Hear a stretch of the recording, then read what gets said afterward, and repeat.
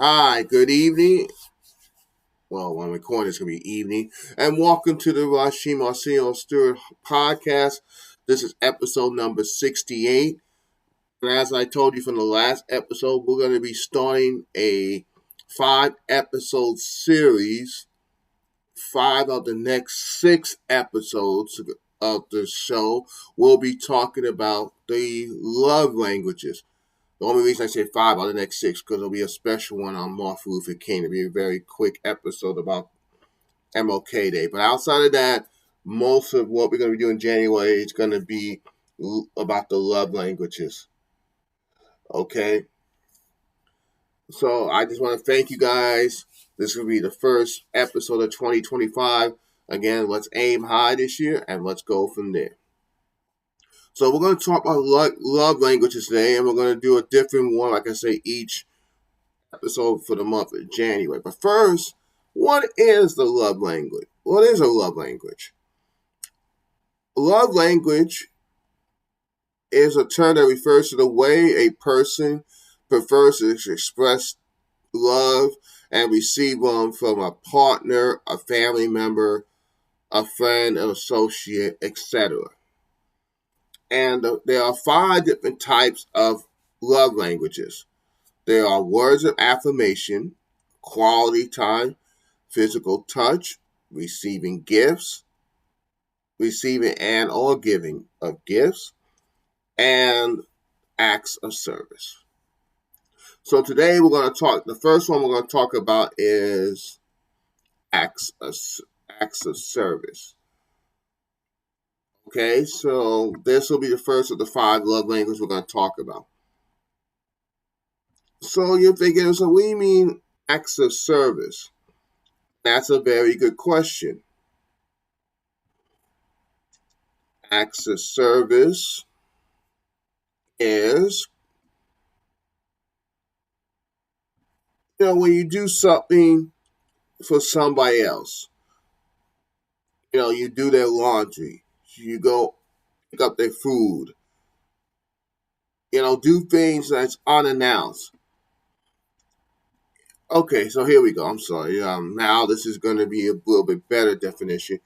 Acts of service is a language that can be best described as doing something for your partner, your friend, your loved one that they will like, such as filling up the gas tank, watering their plants, cooking them a meal, stuff like that. Helping them do their homework, helping them doing other things as well. When you give acts of service, you give time and effort to them. This is a nonverbal form of love, can be time consuming and exhausting, but if it's what your loved one or your friends or your significant other needs, then it's worth the effort. And that's very important with all these love languages, whether it's nonverbal, verbal, is that it's something that you want to do, and it's something, I know it's time consuming, but it's something that you feel like that person is worthy of your time to do these type of acts, do these type of love languages too. So that's something to think about as well. All right, so when you're giving acts of service, there's a few things that you should know. First and foremost is pay attention to the small things. So you know what that person wants to do. Like, say you're gonna do a trip together. You know what type of activities that person likes to do. So maybe as an act of service, you could plan on doing something. So I'll just use myself, for example. A lot of times, a lot of people know me. I'm a big sports fan. So if I know I'm going to go to New York for a weekend, like in May, the month of my birthday, which is true, but I'm using this as an example for what we're talking about. Unless it's say somebody as an act of service, which kind of coincides with giving gifts, which we'll mention in another episode. So, hey, I want to do something nice for you because I know you're a big sports fan.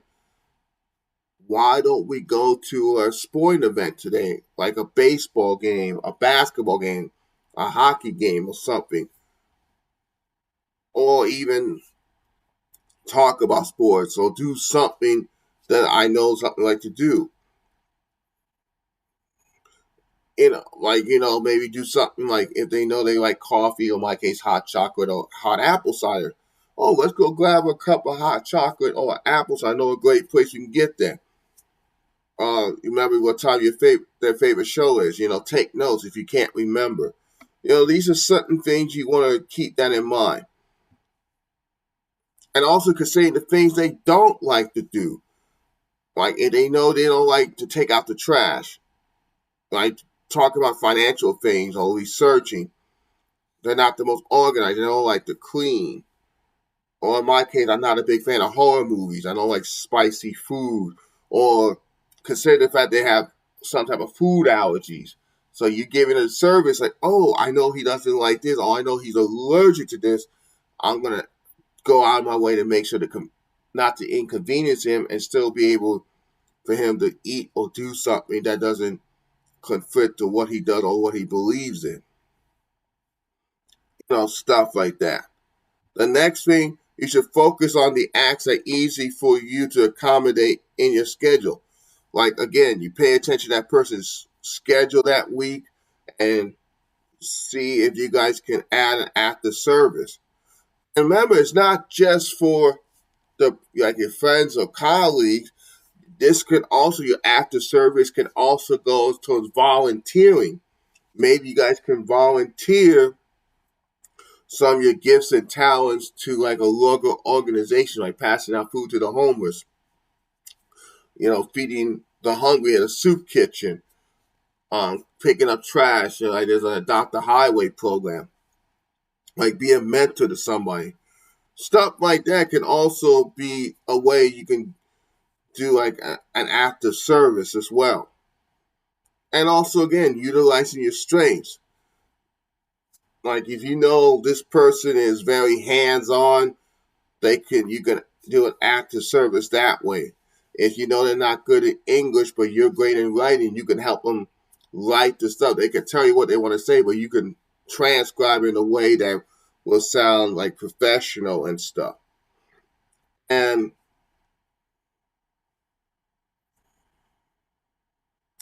like I said before, when you receive these active services, it's not easy.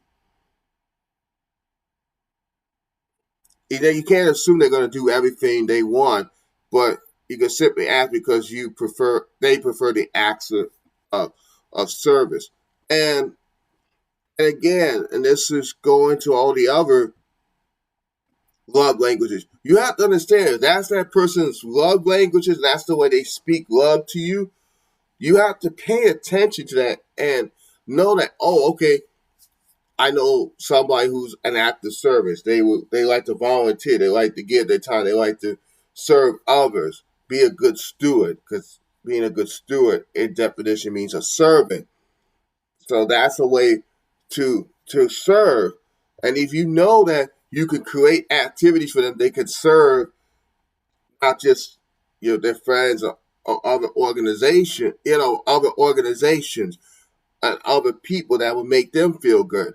Because when they speak love in that way, it makes them feel good, and hopefully that will help make the other person feel good as well. And that's the other thing about love languages. Whatever your love language is, that's the way they want to express their love to you.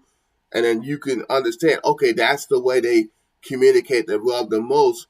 Let me see if I can help it bring it out of them for not just for that person, but for others as well. Something to think about as well. Well, I hope you enjoyed that episode about acts of service. That's the first of the 5 love languages. We still got 4 to go. We'll continue this series in the month of January. If you guys have any suggestions of any other topics you want to talk about, please leave them in the comment section. And hopefully by the next video, because for some reason it's not letting me copy and paste and do something today on my computer, I'm getting updated as we speak today. So hopefully by the time this episode gets shown, it will be updated. But probably in the next episode, I will put the description for the link for my GoFundMe account to for the Strive for Greatness. So hopefully you guys will contribute to it, and so this will help me do more videos like this and do more content on a more consistent basis and have more time for that. And also I'm going to put in my other channel I have right now, which is my ministry channel. I'm going to start trying to do some more stuff for that coming soon. So, and hopefully in the next episode, I'm going to put that in the description box as well, so you guys can start subscribing to that. I'm going to start recording videos for that in the next couple of weeks. So I'll start putting something at least once a month on that channel for now. So again, thank you for always. Remember, whatever you do it to your best, to your ability, with love and respect. And may the Lord bless you and keep you. I'm looking forward to seeing you in the next episode, in the next video. I appreciate you guys, especially with the shorts lately. I appreciate the fact y'all been enjoying some of these shorts. See what y'all been liking the shorts. I'm gonna try to do some more shorts this year, not just the regular motivational men. I'm gonna try to get some other stuff and be a little more creative with some of these shorts. I know you're enjoying it, so just keep that in mind and then go from there. God bless y'all. God bless your families. God bless America. God bless one. God bless Israel. Love and appreciate all y'all. And I'll see y'all in the next video. God bless you. Take care. Oh, and by the way, just one other thing before I end in a second. Let me know in the comment section, what is your love language? Okay, what is your love language? And just as a quick reminder before we go off here, here's the 5 love languages again. It is, we talked about tonight, acts of service, receiving gifts, quality time, words of affirmation, and physical touch. Out of those 5, which one is your love language? Which one do you speak? Which one speaks the loudest to you? And again, let me know in the comment section. I'll be very curious to see what you guys have to say. Okay, I'll see y'all in the next video. God bless you. Take care. Bye.